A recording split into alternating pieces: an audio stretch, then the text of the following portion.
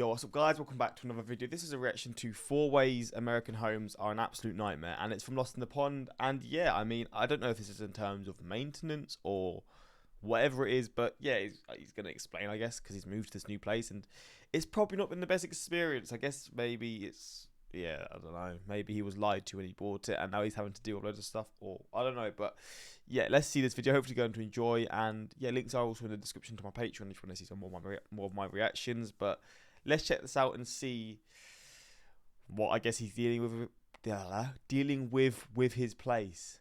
And yeah, let's get into it. Hello, this video is sponsored by BritBox, the premier streaming service for Britain's most beloved TV shows. I'm Lawrence Brown, and I'm on a quest to uncover all of the memos that Britain and America lost in the pond, and one of those memos pertains to houses. If you've spent any of the last 6 months watching this channel, you'll know that I used that time to talk about my first American house. And I know what you're thinking, ooh, Lawrence, that's why TubeBuddy nominated you for Creator of the Year in the lifestyle category. Oh, damn. But you're also thinking, we get it, Lawrence, you're living the American dream, isn't that great for you? Well, not always, because sometimes the American dream can be a nightmare. You see, while many are saying that this house is among the greatest in 3 counties, it does come with its fair share of challenges. Some of these challenges you'll have heard me talk about before and you're about to receive an update, and others I'm about to reveal to you for the very first time. Or if you've never seen a Lost in the Pond video before, all of these will be new, so if you're not yet subscribed to my channel, do that now. And so without further ado, here are 4 major challenges of living in your own American house. First up, you might have noticed that we are in the room where the furnace is kept, and there's a very good reason for that. My wife and I were in this very room at 2 AM the other night, fixing a very peculiar problem. You see, it all had to do with something that almost all British houses will never have to contend with, and that is the air conditioning. And I can almost hear it. The sound of Uncle Toby frantically typing away, saying something like, Lawrence, when are you going to stop talking about the fact that American houses have air conditioning? That was in all caps. And it's true, I do mention this a lot because it's a big difference between British and American houses. And the truth of the matter is your air conditioning sometimes stops working. It did that just the other night when it was 75 degrees outside. All of a sudden, after sitting in the living room for about 3 hours, we realised it's a little bit toasty in here, mate, and sadly we didn't have any beans to go with it. So we did what anybody would do in this situation, and we put our hand in front of the air vents. And the air that was blowing out of them was doing so very slowly and quite warmly. Now, back when we lived in an apartment and we used to shove these in our windows, the process to stopping that was quite a lot easier. You just pull a filter out of the machine, clean it off, put it back in, and then usually it would be fine. But now we have something called central air, and figuring out the problem seemed harder. Can I put this down? It's really heavy. It seemed harder because it was completely and utterly a little bit harder. Because in addition to no cold air coming out of the air vents, these pipes, which lead to that box thing in the garden, again, nominated for an award, were completely frozen over. And in fact, when we went to check on the box thing outside, the pipes were frozen there too. And it's just occurred to me that I should have filmed all of this. It would have made for a great video. But you're just gonna have to take my word for it. This is what happened. And of course, as people who previously rented, we never had to take care of a situation like this before. So we looked for answers on a website called google.com. And the first thing it told us to do, and I hope it was correct, was to turn off our system and check the filter. Well, after doing some more reading, we discovered that our filter was located in a box right next to the furnace. I unscrewed it, removed this door, and pulled out the filter, which looked... Oh, it is massive. Like it hadn't been replaced. God, and can't the filters get really, like, if they're not taken care of, they can, like, get really, like, well, they can, like, have all germs, right? Of course. Or something like that, and then obviously that's getting pushed around the house. It can make you really sick, unless I'm getting the filter confused with something else, but I'm pretty sure it is.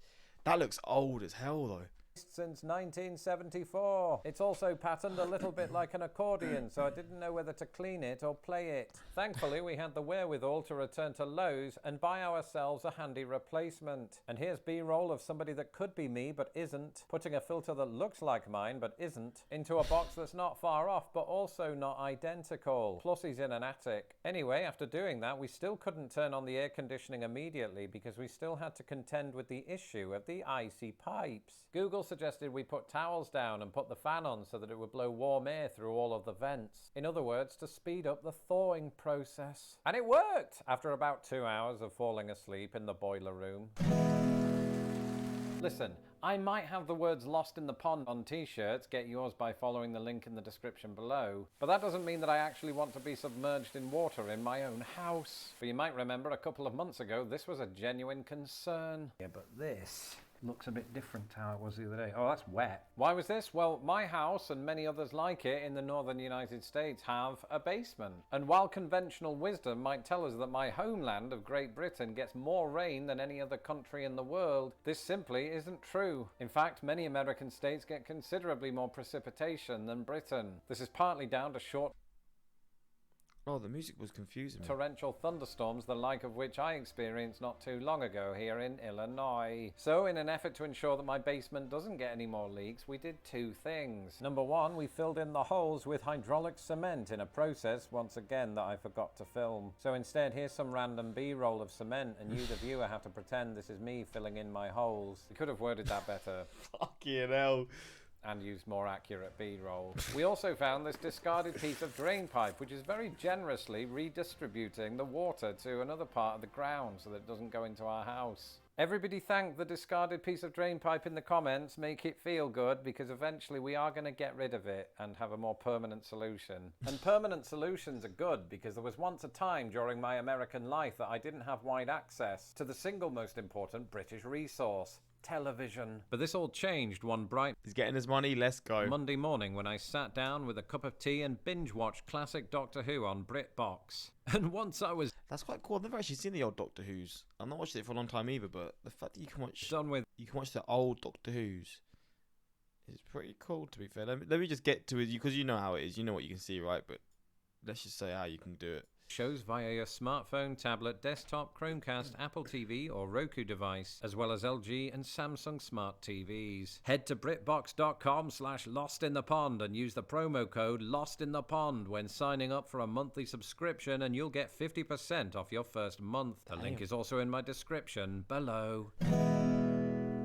Perhaps one of the biggest challenges of living in your own American house can be viewed from here, nature's cinema, otherwise known as the mudroom. Because it should be noted that it's not just humans that cause problems. Listen, I'm the biggest animal lover there is, right? My puppy is my best friend, and my cat is my second best friend. But sometimes there are members of the animal kingdom that are absolute shit. Existing subscribers will remember back in the winter when my garage was commandeered by squirrels, who thought it would be a great idea to turn the wooden beams into a sandwich. Thankfully, they were taken care of, but then guess what happened? At the start of spring, we had a swarm of bees in there, and when I say swarm, Oh my god, don't say they had a nest of bees in their house. I mean like 4 of them. But still, you know, you don't want bees in your garage, because when you put a bee in garage, what have you got? Garbage. Thankfully they've gone too, but the same could not be said for the evil bunny rabbits, who insisted on chewing not only our grass but devouring the daffodils. That could have been the dog. I didn't see it, but I had noticed the rabbits hovering around them prior to the event, so I'm going to blame them. And then there's our dustbins, known here as garbage cans or trash cans. Unfortunately, there's one member of the animal kingdom that you find in America and not in Britain that doesn't give two hoots what you call it, and that animal is the raccoon. Because they tip your bins over and run away with banana skins and laugh to themselves. Ha ha ha! The wind did it! And finally, though I haven't seen one myself, I've been warned recently by neighbours that coyotes frequent the alleyway at night. I never realised how similar to wolves coyotes look. They are quite they resemble them somewhat, obviously. They're not as big. But I didn't realise how similar they were. God damn, imagine having to deal with all this stuff. No, thank you. And I don't know if they're going to go through stuff or destroy my yard or haunt me in my dreams, but I just know they're out there, waiting. We don't have coyotes in Britain. In fact, the only one that made it over there was a cartoon that used to fall off cliffs. But this is very real, so keep watching my channel for future clickbait videos on the subject. Over the last few weeks and months, ever since I moved into my first American house, one of the biggest questions that I've had is, Lawrence, is your home part of an HOA? And the answer to that question is no. We didn't want any part of that noise. And my British viewers, much like me when I first started hearing all about this, no idea what it is. this might be thinking, What's a homeowner? I love how he does explain it, because I have no idea what that is, and he does seem to do this a lot. For people like me who have no idea what certain things are, he does usually seem to go over and explain things. Association. Because here's the thing, in Britain, to find the equivalent of a homeowner association is rare. So what is it? What does it do? Well, if you move into a house that is a part of that HOA, you then become a member of it. And that means that you have to adhere to rules. And depending on state and local laws, these can vary from what colour you paint your house, how many... Really?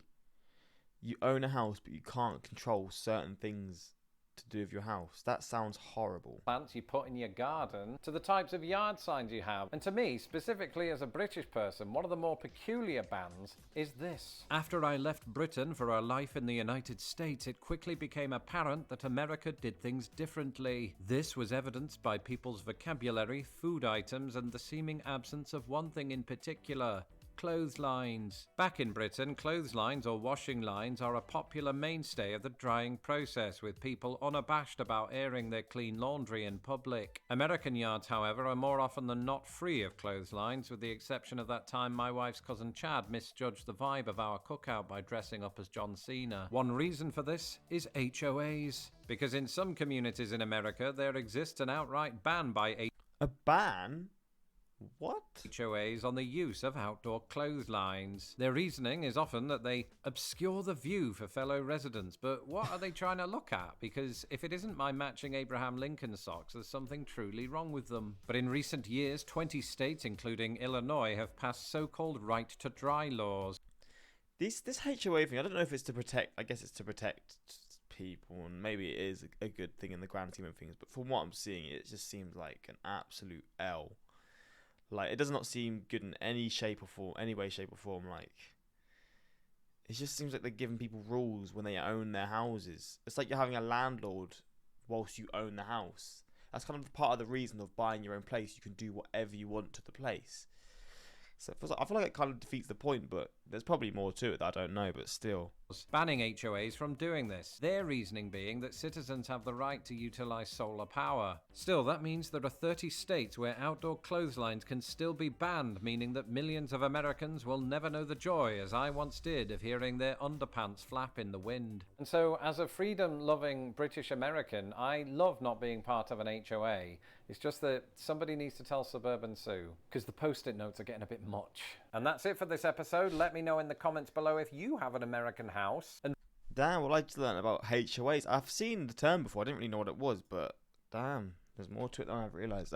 One thing you quickly learn as a homeowner: if something breaks, you either fix it or you find out that there's no one to call that doesn't cost a lot of money. Yeah, coyotes are no joke. Supervise your puppy at all times when outdoors. Believe it or not, coyotes can and do climb fences. Damn, man. Yeah, I'm just happy I don't have to deal with that sort of stuff. He came all the way to America to get sponsored by a British company. You gotta respect it, man. You gotta respect it. Getting his money, it's good to see. But yeah, hopefully you enjoyed this reaction. And yeah, I guess it's just a small look into life being a homeowner in the US. But I guess if he was under a HOA or whatever, it would probably be even worse. But yeah, let me know your thoughts. And actually, yeah, let me know how it is. I guess if you're someone who owns your place and you don't have a HOA, or you used to, or whatever, you don't live in an area where you're under that sort of ruling or whatever. Sounds like a flipping dictatorship at that point. But yeah, let me know what the differences were for you and how you prefer it not living under one, or maybe you prefer living under one. I don't know. But yeah, that's that. And until next time, like, subscribe. Peace.